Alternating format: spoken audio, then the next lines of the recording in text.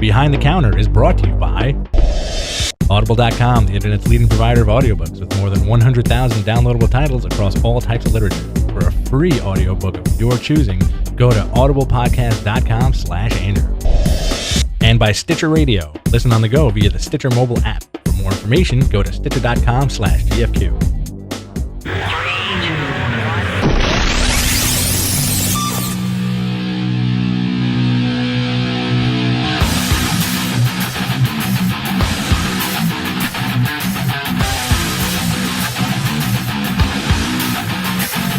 All right, what's up, everybody? Welcome to another awesome episode of Behind the Counter. I'm your host, Rich Stambolian, and join me, as usual. Join me. As usual, every week, I am joined by my illustrious co-host, Jonathan Quasimodo Adler. I couldn't think of anything. I'm sorry.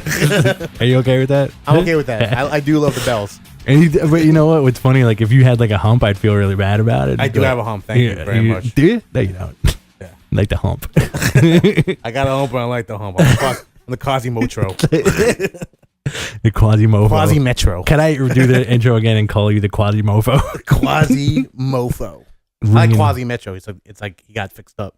What? Start getting his eyebrows done. Ringing all the baby's bells. Oh, the bells. Like that guy at Renaissance Fair. We'll see you guys at Renaissance Fair this year. That crazy bell guy. He's great. It's on TV. We didn't go last year, right? Nope. No, we got to go this year, man. We got to go pick another rainy day. It's always a rainy day at Red Fair. In more ways than one. That's our catchphrase.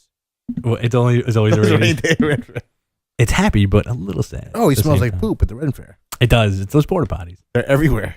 Every 3 feet there's a porta potty. It's, you know what? Like, everybody's drinking beer and mead and eating a lot of like crap. Undercooked meat all day. So, like, there definitely has to be, porta potties. Everything is questionable at the Ren Fair. Yeah. But it's a good time. Andrew, you ever been to a Ren Fair? No. You would love it. Why? You would. What kind of fair is this? You'd freak out. Renaissance Fair. Oh, I've been to a Renaissance Fair. Yeah? What do you think I meant? I heard rent fair. Rent fair. I have no idea what that is. It's Ren Fair. I have no idea what that is. But you let homeless people live in your house for about 15 weeks. No, I have not gone to that. No, I've been to a Renaissance Fair. There used to be one in the park when I was a kid. That's not a real Ren doesn't Fair. count. No, people were like in character. Everybody was in character. That's a crackhead on. That's a crackhead thinks he's a dragon. They even had a horse. No, they had a whole spearing thing. It was like spearing thing. Yeah, what do they call it? Jousting. Spearing. I want to check up on it. We got to find somebody who used to live in this neighborhood and be like, did they ever do a Renaissance Fair on 35th Avenue? I've lived in this neighborhood all my life and probably went to every single park in the neighborhood. They used to have it in the park right over there. I don't believe you. I believe there's horses there. There's definitely horses. But roaming around? It could have been a janitor cleaning up and a horse maybe nearby. It was not a jousting competition. There was a jousting competition. There were people dressed up, and I found it really weird. And I found it really weird that everybody was speaking like in Old English. Well, you should go to the Renaissance Fair in Tuxedo, New York this year. Andrew was actually exposed to a lot of psychotropics when he was a kid. God bless you. Didn't even leave his house. He was just like, I think this is a horse. The guy with his spear. They didn't have spears in the Renaissance, bro. They were called lances. That's actually not even the Renaissance. It should be called the Dark Ages Fair. Let's get that out of the way first. Clarify. Because it was the Dark Ages. It's not, the Renaissance. Not the Renaissance. Nobody's dressed up like Michelangelo or Raphael. What a wonderful time. Look at my art. Yeah, like the non-turtles. Yeah, like, music. I sculpted the boys' penis. No, it's guys like scratching the boils and boobs. Yeah. And trying to get that pickle money. The pickle guy. You gotta get that pickle money, bro. You had to get that pickle money. I made a mistake the other day. Like an idiot. You saved the pickle from 2 years ago? No.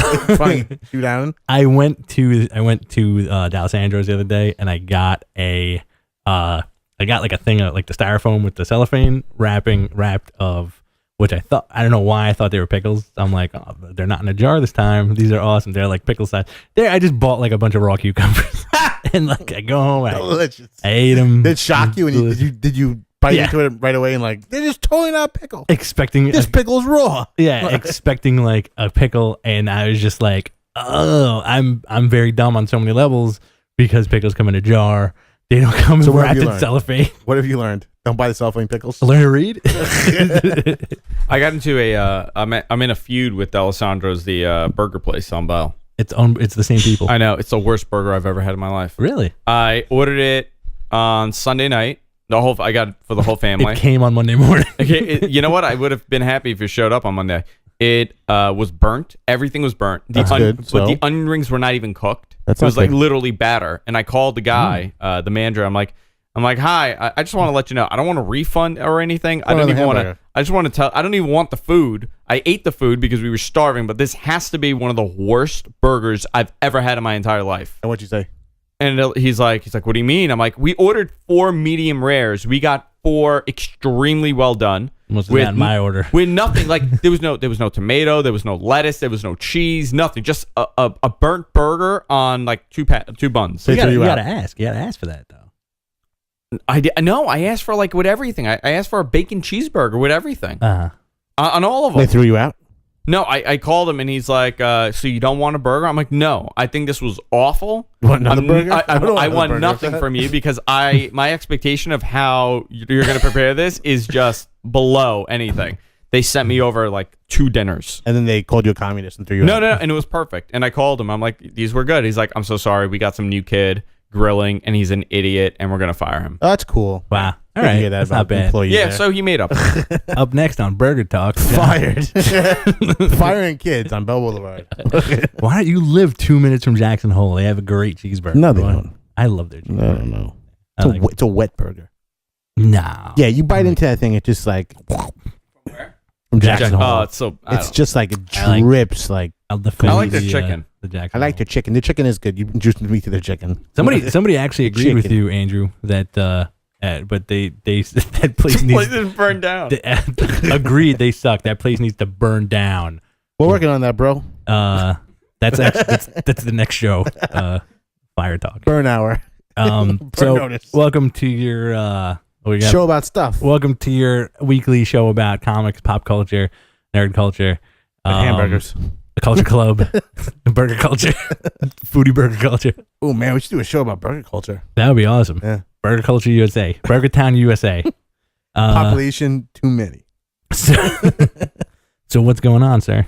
I don't know, man. What is going on? A lot of comic books this week came out. There were some good It's comic not books. English.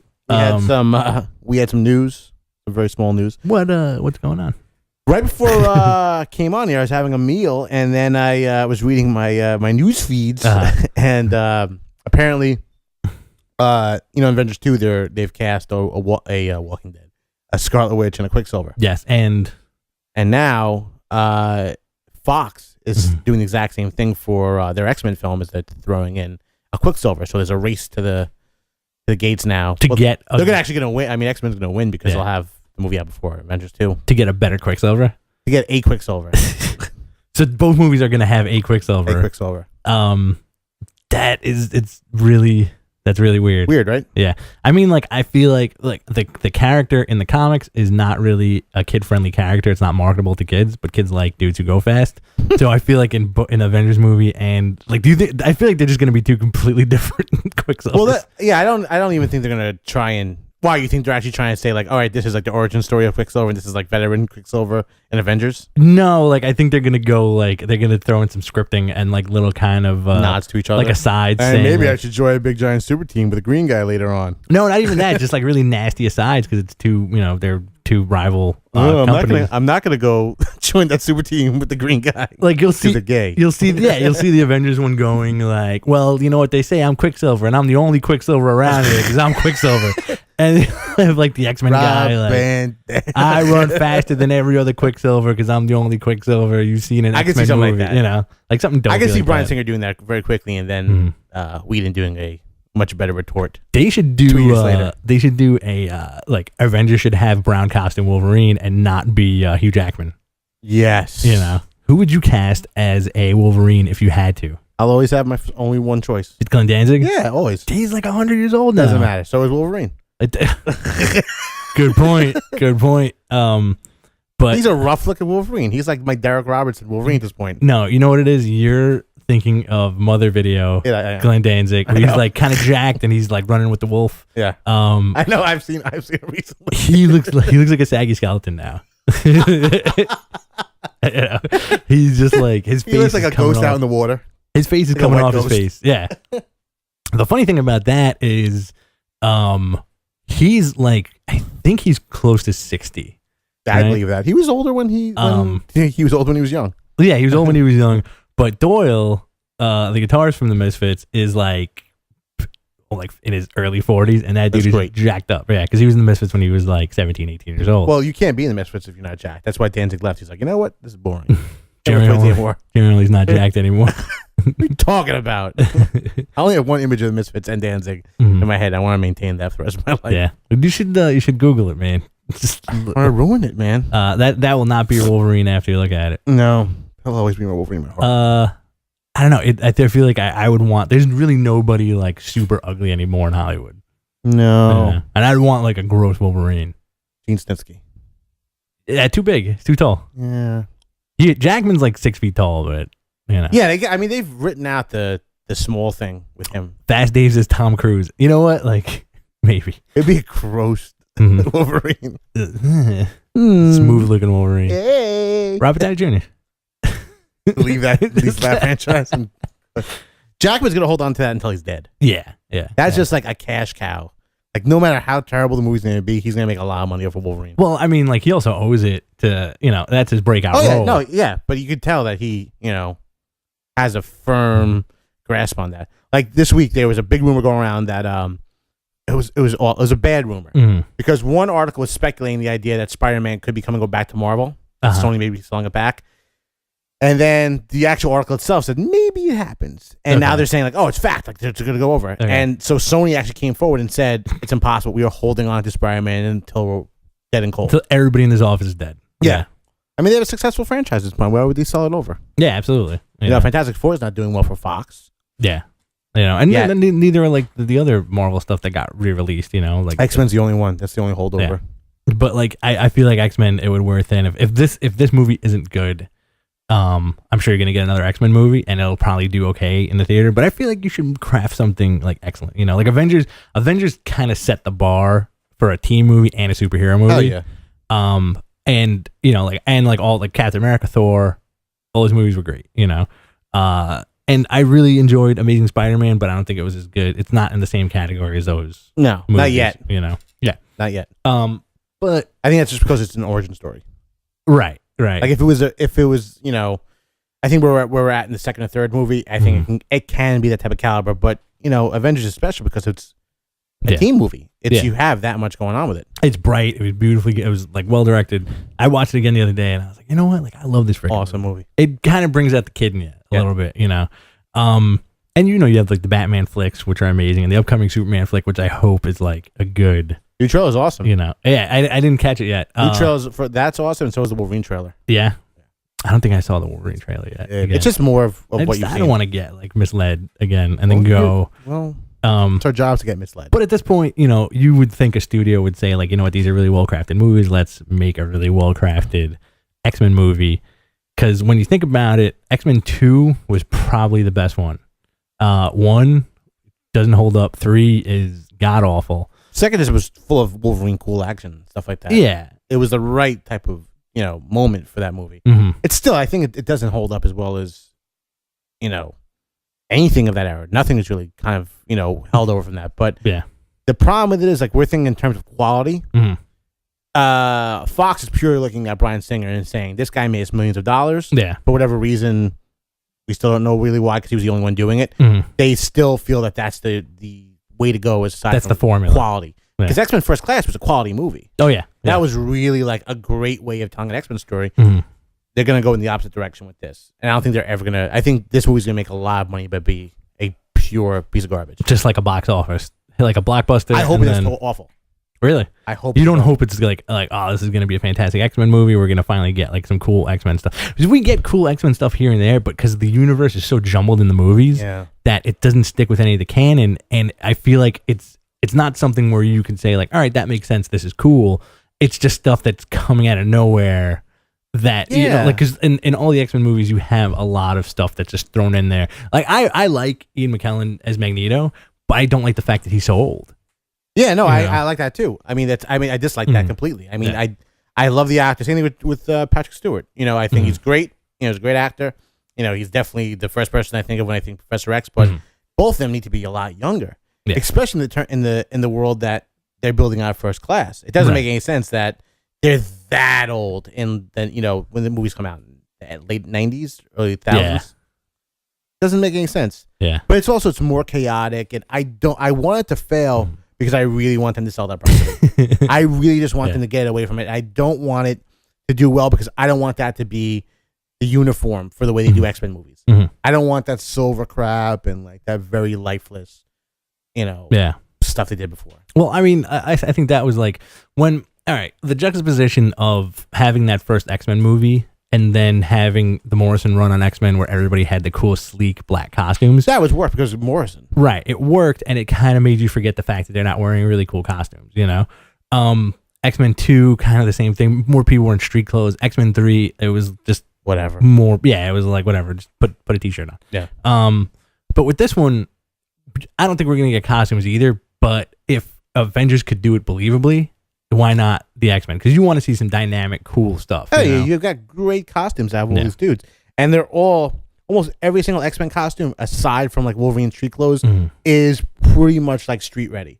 Yeah. Like throw, if you want to bring back Cyclops, throw him in a jacket and, the floppy hair crap that he does before. And then the visor.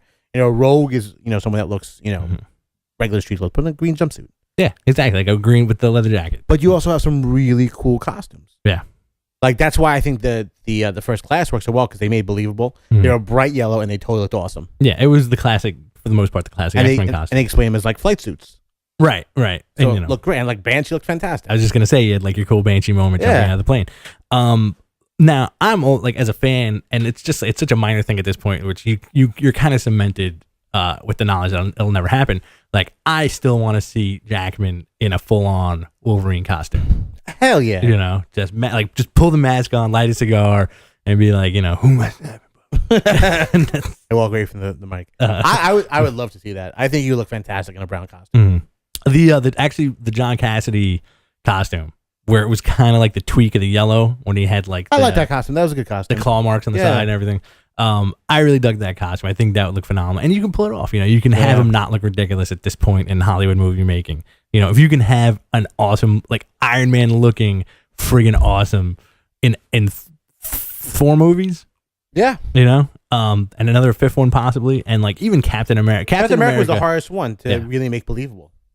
Yeah, because it's kind of and the fact that they did like a little nod to that in that Captain America movie. But what I think is interesting about Captain America, because that was the one I was always afraid of, is that no ways it's going to translate well into a film. Yeah, he's so colorful. But the way they did in the first one, just like how you said, they did the original, really floppy costume. Yeah, and then they kind of like streamlined and made it a little bit more like the Ultimate. But when it came on Avengers, which everyone saw, it was much more like comic book version. It was so much. It was so rounded and not armor at all. Right. It was sleek. It was cool.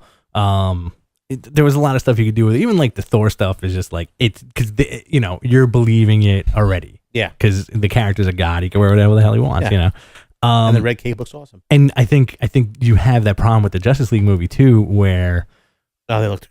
Are you going to get these guys in costume? No. I think DC at this point in their mind thinks that realism is the way to go with their properties because Batman's proven that and Smallville's proven that. Right. And so is Arrow. So I think whenever they decide to get off their asses and make the Justice League movie, it's going to be a lot of street clothes people. Well, Batman costume, Wonder Woman costume, Superman costume. Yeah, you'll have those guys as the trifecta, but you'll get like Martian Manhunter played by Hugo Weaving. There'll be a guy with green skin. Hello. You'll have a guy in like a Speedo. Yeah. It won't be Aquaman movie. No. I don't think they would do the top 7. I think they would do like weirdo choices. Yeah. See, if Arrow would be in there. Yeah. If I had to do a Justice League movie now, I would just make it Superman, Batman, Wonder Woman. It's not just a movie. And have her as the intro.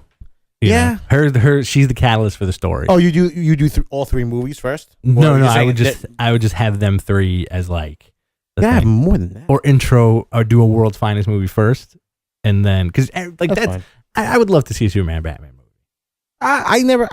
You know me. I can care less. Like I think you can do cool stuff with it, but I don't know if it can really hang on that idea of just these 2 guys hanging out and just fighting crime together. Hey, what's up, man? There's something funny I was thinking about before too. Was how I feel very differently about how you feel about the Richard Donner Superman movie. Yes. Every time I read an interview or any type of analysis of where they're going with Superman, whether it be the comic book, whether it be the movies, especially the movies. I was reading this thing with Zack Snyder saying like, oh, he's amazing character because he represents, the he's totally Americana. But he's also, alien, exotic, and this like godly thing. And I agree with him. Yes, all these things. But that is not what you should be focusing on. You should be stopping. This is like one of the few times I'll say, be stupid. Do not think about the undercurrent and the subconscious when it comes to the Superman character. Yeah. Have him punch the crap out of stuff, fly, fall, lift stuff, be so awesome. Then you can write in all the subtext into the story. Right. But every single person that tackles it needs to try and find some, piece of the onion peel, the sensitive side of Superman. He's a sensitive character as it is. The guy who loves everybody. He's space Jesus. You absolutely. need to make this guy. This is why he was so cool in the cartoon. That's what makes the new trailer so awesome. It's all Zod action. It's just all punching. So I hope he focuses on that as opposed to the touchy feely part of Superman. Well, you're gonna get the touchy feely. You're gonna get the stuff with him, like the Jor-El stuff, which is always sappy, and like they look up to you, and blah blah blah. And then you'll get it twice with both parents. Yep, and then you'll get it from Jonathan Kent with like his heart attack. The sad cowboy being like, "You're my son. You're a human being." And Geoff Johns wrote that line. Really? That's from the remember they did that Gary Frank thing, which was fantastic. Yeah. And they pretty much lifted it right from there, where he just says like something along the same lines. You'll always be my kid. Yeah. You'll always be my kid. That's the reveal in the movie that Kevin Costner is actually Kevin Costner, old Wolverine, absolutely. No way. Old man Logan. I don't like Kevin Costner. Me neither. Okay, I did when I was a kid. I loved the movie Prince of Thieves. I did too. Great action figures. Well, they were DC figures. Yep, they were all repainted superpowers with Kevin Costner head. Yeah, my favorite was what's his name? The sheriff. What's his name? Sheriff of Nottingham. Yeah. Who's the actor? Yeah. Alan Rickman. Alan Rickman. It was like Alan Rickman's. It was like a lion head, like a black lion head, and his body was like straight up Luthor with like the green power armor underneath him. And it worked. And Robin Hood was Green Arrow. Yep. And because he had the stiff hand to hold the bow. Yeah, it was so weird. He had the monkey hand. Yeah, and he had the same gear. He had like the Coco hand. And he even had the G on his belt. That's right. Yes. Yeah. I remember discovering this at a really young age and was kind of blown away about this. If I had the internet, it'd be all over the internet. It would.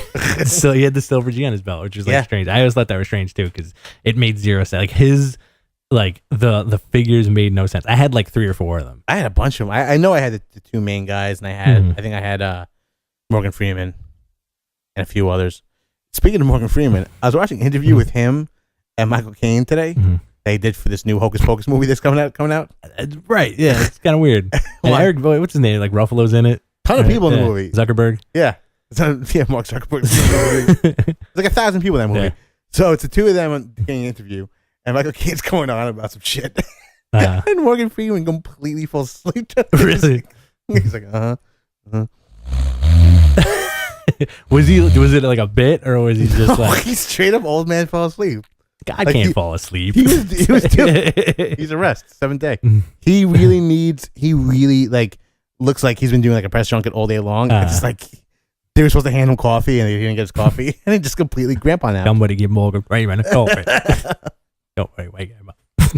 Wake him up, Master Wayne. Wake him up, please. Like Master Wayne, the doors off him. A card came for you. I'm gonna hand it to you in white gloves while you're sitting in front of the fireplace at the end of the think about the JLI. The end of the Superman movie. Can't wait for that. It's gonna happen, man. Honestly, if it happens, I will give you $100 on the spot. if that happens, I'll give you $100. I'll take that money. And just rip it up in front of you. It's like a real effing mean, the real mean move. So we had a lot of comic books that came out this week. Yeah. Let's wrap up the show with the point counterpoint. Okay. Because I know it's gonna take most of the time. Yeah. Well. But what did we have this week that was awesome? The bounce number one.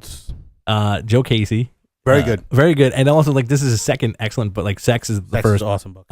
Excellent book from Image, which we haven't really talked about. But he has like the bounce, which I always love the really strange superhero stuff. Yeah. And with this book, you're getting like the fact, like the first page opens with like your main character just like totally ripping a bong, dude. Yeah. And it's Spider-Man. Yeah. It's like the dude's name is Jasper Jenkins. Right. He's got a weird like homoerotic boyfriend. Roommate. I put that. I write my own story. Who did he fight in it? It was like it had like doomsday spikes. The crunch or something like that. Yeah, it was like some weird dude. Bear hugs you. But this guy, he's the superhero called the Bounce. Like, I don't know if he's called the Bounce. They don't address him. He bounces, but he bounces like he's speedball. He has like a weird kind of Spider-Man costume with no like facial features or anything like that, big eyes, and he's doing his thing, but he's like kind of a layabout, when he's not the Bounce, right? And what was the big thing at the end? I forgot the. I think that's it goes into like the ghost world, right? I think that's what the Bounce is, because the whole story kind of takes you through where like you get superheroes emerging. You get like vigilantes and villains, and then you have like this government thing where the government is saying we have the means to travel to other dimensions. That's right. And I read this before I went to bed last night. And since our main character is kind of not like a thrill seeker, but like the guy loves his drugs. Yeah. He goes to a club and tries to get the ultimate high, and some guy who also has powers just like breathes on him. Brings him to the bathroom. He just breathes, exhales on him. And then I think he wakes up in another dimension. Yeah. Because in costume. Yeah. So I think that's what it is. I think that's what they're trying to do. Like the scientists are trying to create that thing. I think the fog is supposed to be like a version of Cloak. Okay. Because Cloak had a lot of, there was a lot of heavy drug stuff with his origin. Right. Yeah. Yeah. He was a young junkie. Mm-hmm. They also made the debut, I think, in Ultimate Spider-Man last week, right? Mm-hmm. They've been in before, but this is like a long time. They were like maybe 1 or 2 issues. Yeah. I want to get that on loop. This is like as a button to. Can we, Andrew? We should have sound effect buttons on our show. Soundboard. That'd be cool. I want like the sound. I want the. Can you program the camera switch it to be a soundboard also? Woo woo woo. And have like woo woo woo. Slam bing bong. But it was a good book. It was Joe Casey always does a great job of really going under the radar and creating some really interesting abstract books that always go in a direction that you really don't expect. Like selling the book as saying it's just about a slacker Spider-Man. Obviously, it's not a good enough package, to really sell it on. It's a great deal more of that. And I always say this: Wildcats 3.0 was one of the greatest surprises I've ever read of comic books. Oh my god, absolutely! The guy writes good comic books, man. He always has. I also really enjoyed his run on X-Men many years ago. Yeah, it was good. But the one he did, was that him doing Stacy X? I'm not sure. It was either him or the other guy. Joe Kelly?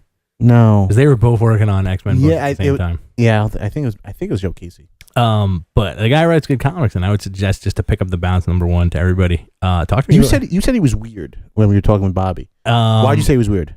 This is from his question. I think it's weird is a different word. I feel like he's a little more out there than other which is a good thing, like than other comic book writers. You know what I mean? Mm-hmm. Where like he's very like he lets it all hang out, which is good. You know, comparatively with like a lot of the guys. The very like, shut mouth dudes out there. Yeah. You know. Weird in the respect that like he's a unique fella. He's unique fella. Unique New York. We also had freaking Daredevil again this week. Man, and if anybody I called it. Yeah, with Bullseye. Mm-hmm. I believe you did. Anybody who has not read this run, you're an idiot. Of Daredevil that's written by Mark Waid and has like this string of amazing artists. You should really do yourself a favor and go and check it out, because it's like this is basically every issue it wins an Eisner basically. Yeah, man. Like honestly, this is like one of the strongest contenders for every single issue being a single issue favorite. Yeah, it really like, and I think for a pretty good chunk of the time, Chris Samney has been doing a brunt of the art. Yeah, and has been doing an absolutely incredible job. This is one of those guys that I really appreciate since I first saw this guy on the Mighty Thor. But this book, especially this book, where you get really great character moments, an unusual story for Daredevil, but now we're starting to go back into like the mental part of Daredevil, which is always the most fascinating stuff because people drive him crazy. Yeah. The new bad guy, Akari, is fantastic. And this had the big reveal of who has been kind of like making his life a miserable hell since the first issue. Yeah, and it's a really cool reveal, and also it's Daredevil kind of holding it, always trying to hold it together, and he's always trying to hold it together really well.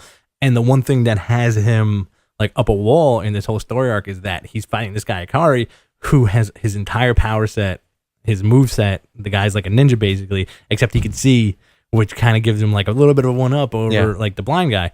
And Foggy has cancer, which is like pretty messed up. Yeah, he's got to go do his appointment. Like Matt has to go help him out and bring him to the chemotherapy and stuff, and be his friend. But there's like a mysterious, and I really like the way that Wade kind of like let the audience in on like who it was. Yeah, you know, where he's like Daredevil draws a circle and he draws another circle, and he's like, well, you know, it was Coyote at this point. You know, they dug up, the spot, Claw, they dug up my father's bones, this and that.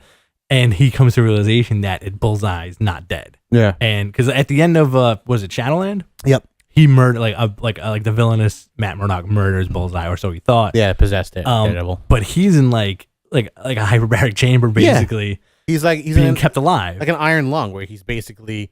I read an interview with Mark Waid about this idea about Bullseye because he's basically paralyzed and he just lives in this metal box. Yeah. And it's like, what do you do about someone who, is one of the most dangerous people on earth? What do you do when you take away all their mobility? Do they completely fall apart, or do they use that extra energy and extra focus to create something that's become more aware? And that's exactly what he is now. Now he's like a master planner, right? Where he's like thought everything to a T. Next issue is supposed to be fantastic. Yeah, the big battle between Daredevil and Akari and Lady Bullseye and Bullseye. But this issue just brought everything home. I know what sequence I loved. The thing with the adrenaline. The adrenaline shots where he shoots himself full of adrenaline. That's pretty good. But the thing with the job interview. Yes. Where a guy he just comes back from like getting his ass kicked by Akari. He comes back to the office and he hears someone knocking on the door, and it's a guy who has a job interview, and he's very nervous, but Daredevil can't figure out if he's nervous because he's Daredevil and he's Matt Murdock, or is this guy secretly hiding his identity and actually working for Akari. Yeah. And he like embarrasses him, and you're on the side of like, oh, he's probably too paranoid. But at the end they reveal that he was actually, as he gets into the elevator, he's like, all right, we'll see you soon. Yeah, it was awesome. So good.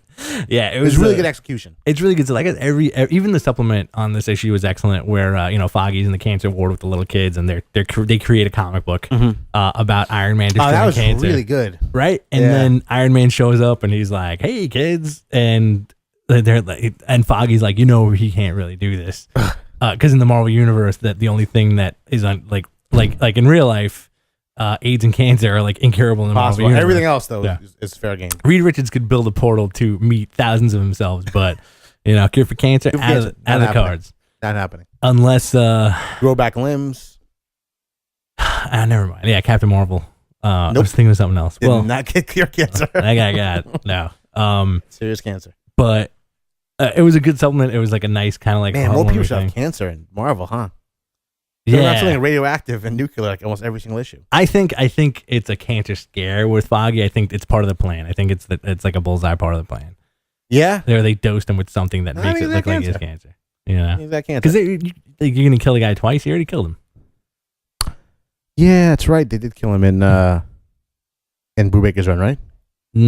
Well, they faked his death in Brubaker's Run. That's what I mean. But in the pre Kevin Smith run, I think Foggy died. No, what's her name died in that?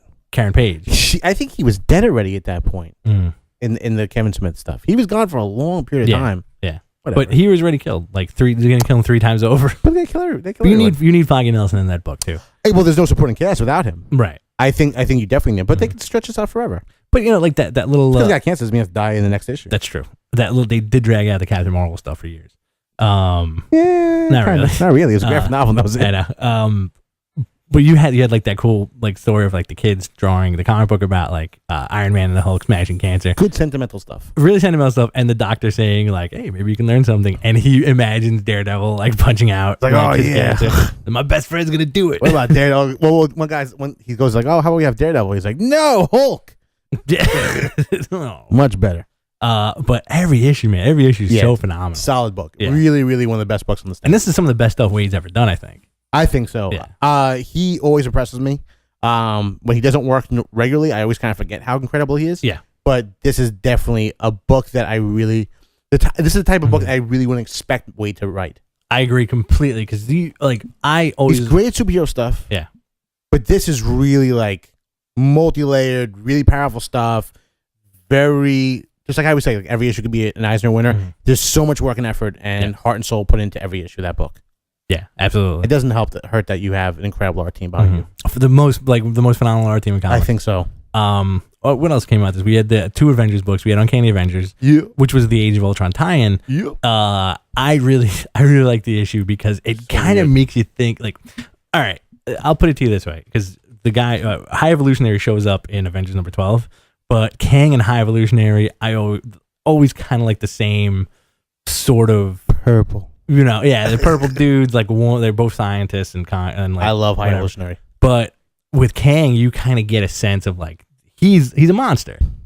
He's like a time traveling monster, and especially in this issue where you have the Apocalypse twins, kind of like doing his bidding, and it's in the Age of Ultron universe. Mm-hmm. So their job is to kill Colonel America, but they end up stumbling onto the Morlocks and destroying a lot of the Morlocks, and Havoc, who is like a cool goateed underground leader of like the future. He's wearing that 90s mask. He's wearing the 90s mask, and apparently Cyclops is called Cable. Yeah, in that future, which I don't think was addressed in regular Avengers. No, not at all.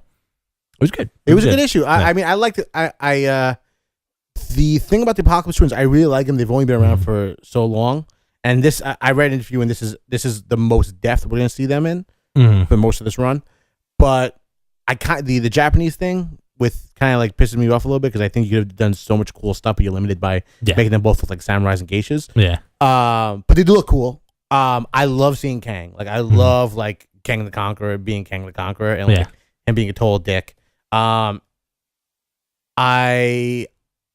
kind of knew what I was in for. This was kind of a standalone issue. Yeah. I'm just very anxious to see where they're going with all this because they make mention to the Red Skull's onslaught, which we got a tease into, at the beginning of the run. But the axe also. Yeah, they're constantly bringing back Thor's axe.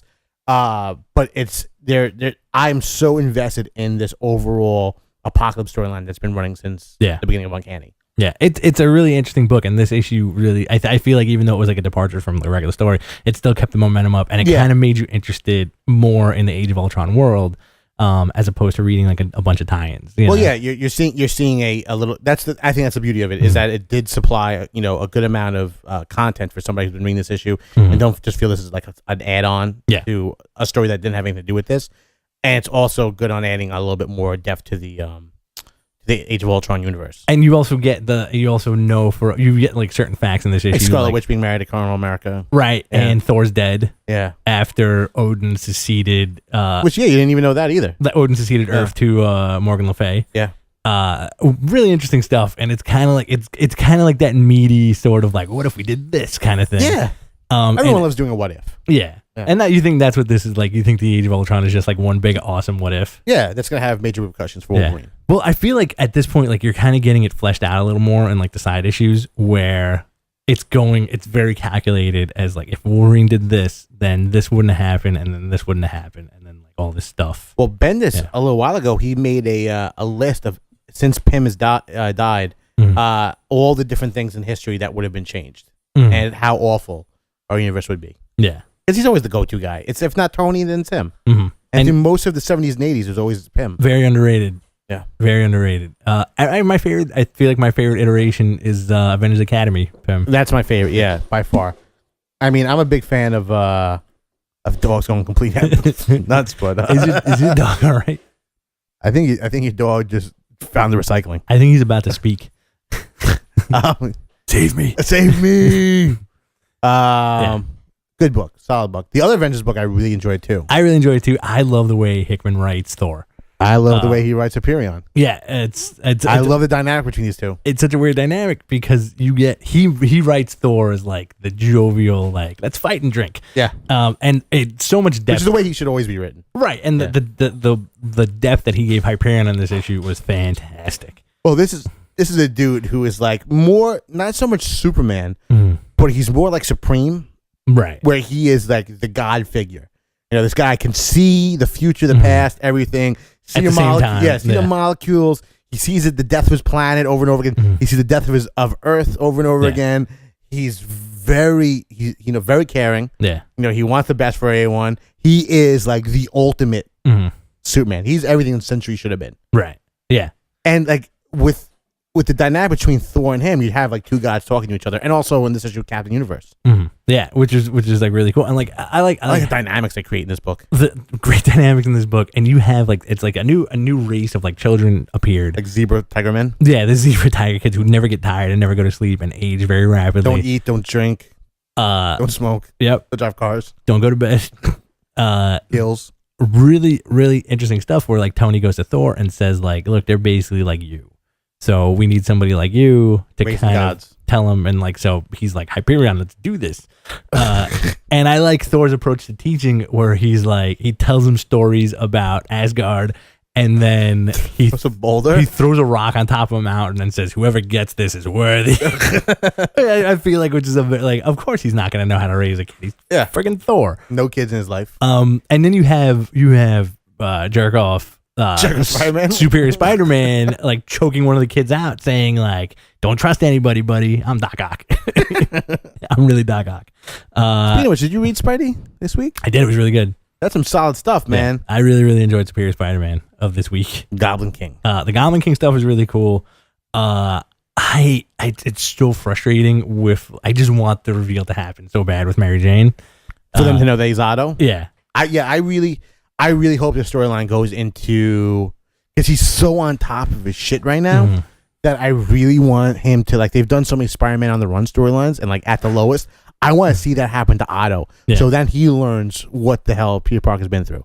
I want them hunted. Like, I want him like on the streets, homeless Otto. Yeah, absolutely. I also want Peter's ghost to be in Peter's ghost to show up in J. Jonah's body.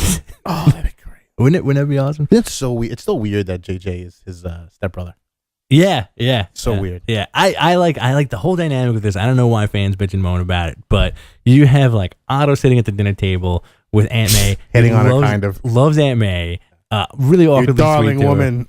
You also have the dynamic of him making out with midgets? And making out like his lady's like a little person now. He loves her. And J. Jonah saying like Spider-Man's the best thing that's ever happened in New York, because it's Doc Ock in his body. Yeah. He's ruthless. He's like a ruthless Spidey now. It's such a great book. And really, it's one of those things that you really don't know where this is going yet. Give Peter Parker a breather. You know? Yeah, no, I want this dynamic to run as long as it humanly can. I think it's fantastic. Peter Parker's gonna be back again. Yeah. This is just a really great idea for the book. I completely agree. I really love the book, man. Yeah, it's good. And like there's so much Spidey stuff out now, which is kind of interesting. And there's gonna be even more coming out too. Because you have Avenging Spidey, you have Scarlet, Superior, Morbius, Venom. And you're getting Superior Carnage soon. You're also getting the Deadly Foes of Superior Spider-Man. Yep. You're getting Superior Spider-Man Team Up. Yep. You're getting Little Superior Spider-Man. Yep. You're getting Aunt May Superior Spider-Man. Yeah. And Otto's Ouroboros, which is his magic book. The Mary Jane Files. Also, solid book. Let's get to it, bro. Let's get to the big deal. Oh, so this week marked the long 9 years. run. 9 years? I think it was 9 years. 9-year run. We're gonna say that's unofficial, but 9 years for Geoff Johns on Green Lantern. I think that's completely accurate because I think Rebirth came out in 2003. They said in the back of the book. 2004. Yeah. But this was the finale of the Wrath of the First Lantern storyline, and also kind of brought everything to a head for the most part. Yeah. Geoff Johns' last issue on the book, and it was a really cool send off too, even though the book was $8. $8? Yeah. It was an $8. Not even a $5. Green Lantern 20. You basically paid for all those guys jerking off Geoff Johns at the end of the book. Yeah. Well, in the middle of the book, it was throughout because you get them digitally. Yeah. I don't know. They're all at the end. There's like it's 10 pages. It's at the end. Yeah. In the book, it's actually like every other page. It's the thank yous. Not the thank yous, like the so much. The congratulations. I didn't read any of that stuff. I read a bunch of them, and like they're all like really good. Richard Donner was good. Of course, it was. it was off kilter. It was like I met. Get that banana out of here. Yeah, pretty much. Like I met Geoff when he was like a young man, and now he's older than me. Like, thanks, kid. Crazy. Crazy how that works. but it was a really phenomenal issue. I really liked it, and I thought that like as far as the Green Lantern stuff, it was close to like him. It was top of the game, Geoff Johns Green Lantern stuff. Where like it kind of meandered a little bit over the past couple of years. Yes, but this was like you got to see some really cool stuff in one giant issue that like I was like, yeah, this is what this guy did the entire time. And I know you have something to say about that. I don't agree with that. Okay. I thought it was a really kind of lackluster send-off. Uh-huh. It seemed like they were making an ending that really should have ended a long time ago. Okay. What I like. I love Sinestro becoming Parallax. Awesome. Looked great. And what they did with Sinestro overall with like, you know, you said like you kind of got choked up when he said like when Green Lantern questions like, aren't you my friend? And he's like, well, I'll always be your friend. Yeah, well, it wasn't as poignant as that. It was like I'll always be your friend. But like because it was a nice little couple of panels where he's like, what did you want to ask me when we were both dead? He was like, I wanted to know if we were ever friends. And he calls him Hal for the first time. Yeah. And he's like, Hal will always be it's like basically we'll be your friend, Hal. Yeah. Like it or not, we'll always be friends. Yeah. And it was good, and like they killed the Guardians again. Who cares? They always get killed. But he kept Gansett and Said alive. That's pretty good. But you don't see him for another 10 years. Yeah. I think he shows up in the Kyle Rayner book. He did. No, he did. They did like a little quick send off. Yeah. I didn't care about any of the stuff with his father. I never cared about Hal Jordan's story with his father. See, I really like the way it played into the book. I've never engaged myself into believing that this was a crux of the character's personality where, you know, Daddy didn't love me, Daddy wasn't here. This is why I've been such a rebel. Because I don't think of Hal Jordan as like the rebel. The orphan. Yeah, he's just a pilot. Like he's the hot dog pilot. That's what I associate Hal Jordan with that doesn't follow the rules. Like in that one, I don't need daddy issues to go along with that. Because in the beginning, you get that one panel of him talking to Star Sapphire. Carol Ferris, and he's like, "Let's get a bagel." You know, like that's you want the hot dog. Yeah, I don't know what I want with Hal Jordan. I want a hot dog too. Hal Jordan, I do want a hot dog. Hal Jordan, I never, even to this day, like I love Geoff Johns' run. Don't get me wrong, like I love it to death. It did meander, you know, around like before 52, the new 52 stuff. Because I really believe he was kept on the book. I think he was supposed to end the Blackest Night, and that was it. Okay. Or at least the White Lantern storyline. So White Lantern storyline was awful. Yeah. All the Swamp Thing stuff. But this... Yeah, it made no sense. It made no sense. But this issue, the father thing bothered me. I really hate wrap-ups at the end of a story when it's all like really good news for everybody. Oh, see, I like that. I know you do. Like this is where we really differ. Some of it's cool. Like I like. I know you like that Guy Gardner bit. Oh, he's old. Yeah, the Guy Gardner. He's old in a book. Well, because I mean, like in the issue, like the way people listening, the way it wraps up Geoff Johns' run is that you have a mysterious figure in the future talking about Hal Jordan's life. That's pretty cool. To a young Green Lantern. I was gonna say Jedi. He's like he's the librarian. He's the guy who keeps all the archives. Right. So he's telling this kid about the greatest Green Lantern, Hal Jordan, blah blah blah, and he walks him through the end of what was it Wrath, right? What? Wrath of the First Lantern. That was like he walks him through that whole thing, and then at the end of the book, the kid's like, "Well, what happens to everybody after this?" And you get to see the nice package with old Guy Gardner. Kyle Jordan is Jesus. He saves universes. Yes, he's like Kyle Rayner is Space Jesus. He got the long hair and the beard, which looks pretty cool. And he just stands on a rock and heals people all day. Pretty much heals aliens all day. Guy Gardner becomes Lobo. Yeah, he still runs the bar. Warriors. Hal Jordan, everything works out. Baby, beautiful baby, wife, kids. The best one was Baz, because that was the one that the dude's still going to be around for a while. Yeah. But because they allude to a couple things. Number one, that there's going to be a death soon that results in another new Green Lantern, the first female Earth Green Lantern. Right. And something else. John Stewart becomes like mayor. Yeah, who cares, man? Like, and Sinestro is the librarian. That's the best part of it. The Sinestro stuff was completely captivating. Yeah. Like throughout this whole storyline. Like when that was I feel like he didn't even want to write Hal Jordan this time around. He really wanted to do a really complicated Sinestro story, which he did. He did. I think that's what kept us coming back. Otherwise, like I've seen all of the Lanterns get together to fight the bad guy over and over again. Every Green Lantern storyline ends the same way. Everyone shows up, and Mogo just goes like, "Yeah." And they throw everything at Mogo so Mogo can shoot it at same thing. It's the same thing you do all the time. Well, see, I like the Necron stuff. I thought was kind of neat. That was cool. Like all that. Like when they bring in like the big entities, that stuff is awesome. Yeah. But But all the other stuff, like, how long was this? 80 pages? It was very big. It really was padded. It was $8 pages. I can't believe it was $8. That's almost $10. Why not just make it $10 at that point? You're go for $2 away. Go for 10, bro. And just have like the last 3 pages be like pictures of Geoff Johns. Dude, the freaking do what they do for Batman. I think Batman #1. It was like 50 pages, and the 25 of those pages were pinups. Yeah. Jim Lee poses. Also, interesting thing which I didn't really notice in the solicits until I saw it in this issue, because the whole thing is like Hal Jordan basically also leading up to him not having a ring and then becoming you're a Green Lantern dude. You know, that's the whole thing. But when he comes back, which is kind of like a cool thing, which also was like, oh, you know, like the ring's looking for somebody. Who's it going to be? And when he gets it, white gloves again.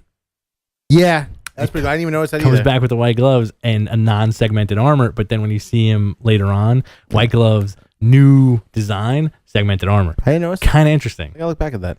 Yeah, it's kind of interesting. Like when they show him like kind of later on. I really dug it. I feel like he left a lot, like an open playing field for everybody. Yeah. He also created some of the best like colorful lantern characters. Absolutely. I'm not taking away from that. Jump started an entire awesome universe full of these crazy ass characters. Larfleeze, instant classic. Yeah. Atrocitus, All instant of them. Classic. Globulus. Globulus, Saint Walker, all of them. They're all fantastic characters, and visually they're amazing. But there was a major problem that's kind of escaped me that I have. Here's my big problem with it. So this whole thing is called The Wrath of the First Lantern, and I love the idea behind it. Like, I love the idea of like this guy being the hand that kind of created the universe, and the first ring, and this guy being Volthoom. Just the fact he was hanging out with Cronus. Who the hell was he? You don't know anything about him. Like that, they really. Sometimes you want to keep something a mystery, but they really give you no background on this guy whatsoever. Yeah. And I really like. Normally, I'd say, okay, the next writer's going to pick up those threads. I can't see anyone picking up a Volthoom thread at this point. They're more than likely going to create a bunch of new Lantern characters, do some swapping, and then have them fight, some weird bounty hunter. Every week. Yeah, which is always the case. Yeah. But like, where do you go from here in the Lantern universe is one thing, and number two, it's like he did a great job of bringing back the core, but establishing also like a ton of different Green Lantern cores. Yes. When is it too much? Because much. I feel like that, like back when Hal Jordan went nuts the first time as Parallax and killed everybody, that was such a cool thing because he cut that. It made a story about Kyle Rayner being the last Green Lantern, and that's it. That's why I think a lot of people forget about the reason why they did the Parallax storyline is because they need to cut the fat. Right. Is that number one? These guys are way too powerful, and there's way too many. Every week you had another new Green Lantern. Right. Now you kind of open the gates where you can do as many as you want. Right. But I want my core guys. Like I want the guy with no arms and legs from Green Lantern Corps. Okay. Remember they had the two guys from Toby Bedard's run? Yes. It was the guy like a Velociraptor that lost his arms and legs. Yeah. And then there's the the Space Marine who died. I want those certain characters. Like I want those guys, but contained. You want to contain. I want Corps to be a tighter book. Yeah. I at the same time I don't just want it to be a John Stewart, Guy Gardner book. Right. Which it won't be anymore anyway. Yeah. It's just gonna be a John Stewart book. Which is okay. And I guess where do you go with like the White Lantern stuff? And it's interesting too because this is you're carrying continuity from pre-52. Sure, absolutely. So does this translate into cosmic DC now? It's not, you have cosmic Marvel and those things happen in outer space. Now is this considered cosmic DC because like it just seems like space is populated by a billion Green Lanterns. That's it. And that's it. No Thanagar. Well, there is Thanagar. There's Thanagar, but not the way that we like it. Yeah. Well, they're trying to do that with that Threshold book, which is like their, spacefaring book. Right. But no one's reading that. Yeah. And plus, what's his name just left? Jim Starlin, who was supposed to do their lab work with them. He left, and somebody else just left too. But I think it's always been their cosmic story. I think that's been the Green Lantern stuff has been the core of their cosmic universe. But it's a book that never feels really cosmic. They just go to a lot of different samey planets. Samey stuff. Yeah. Samey stuff. So do you think it's going to be more samey stuff? I think it's going to be a lot of more samey stuff. I give everyone I give everyone a lot of props for picking up after Geoff Johns. I think it's going to be a big. It's going to be a big shift. I think so. I also see him like once the dust settles with like whatever's happening with DC. I can also see Johns coming back and doing like in a couple of years and doing like another awesome Green Lantern run. I could see him come back and do like either a miniseries or some type of crossover. I got a question for you. Shoot. Because I've been the only one thinking about this. Mhm. You've been reading both Justice Leagues, correct? Honestly, I haven't. Really? Yeah. Justice League I've of been America? reading. I've been reading Justice League of. I've been reading JLA, but not All right. the other stuff. That's fine. Well, I'll give you a little brief. So in Justice League, you're supposed to be a traitor. Right. That's one of them. Okay. In Justice League of America, someone's going to die. Okay. And that's going to kick off the Trinity War in Okay. a couple months. Who do you think in the Justice League of America is sacrificable at this point? Catwoman. See, that's the one I come to also. Mm. That's like the first one I can think of. She's got her own book. Right, but it And doesn't. so is almost everyone else on the team. You know what? The Hawkman. You can do the Hawkman, but you know he's going to come back. Yeah. And he's got his own book too. Martian Manhunter. You don't really want to see. You the don't guy want to kill him die. now. You're just trying to get interesting. Right. Who else is on the team? Zatanna. Steve Trevor. It doesn't really make any sense. They're not going to kill off Steve Trevor now. Zatanna. Zatanna's on the team. No, not Zatanna. I'm sorry. Katana. Satana. Katana. Katana. Katana. Doesn't really. Death holds no weight. No. It's a Catwoman. I'm going with Catwoman because she like you can make her book easily. Just like this, Go away. this takes place before this, you know. Yeah, that's the same thing I was thinking of also. Who else on the team? Stargirl. Can't kill her too soon. Yeah. Unless they make her just a mortar character. And the Justice League, like there's a traitor on the team. And the regular Justice League, the Superman team, there's a traitor amongst them. Aquaman. Because the whole thing is somebody broke into the Batcave and knows that he's Bruce Wayne and took a kryptonite ring to take down Superman. Superman. Superman himself. And Superman did it. He was like, oh, I don't trust Batman. Can't have this.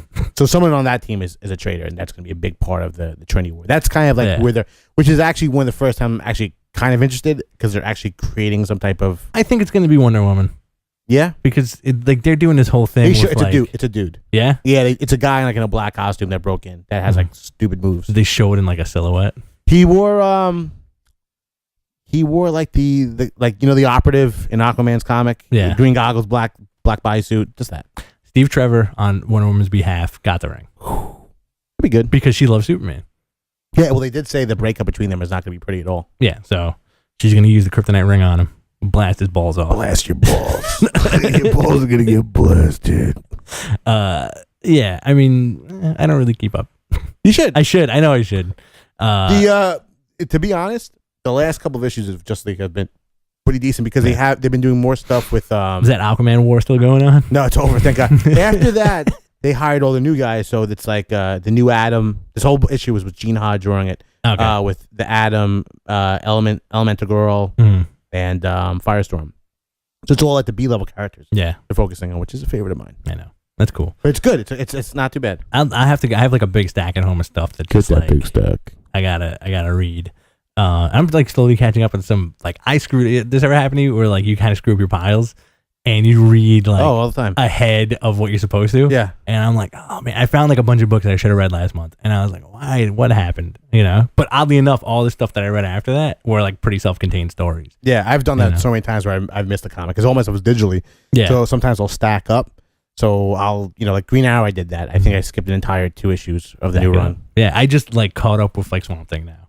Yeah, I'm like thinking of a couple issues behind that now, man. With like the Rot stuff. And I finished the Rot. Yeah, it was all right.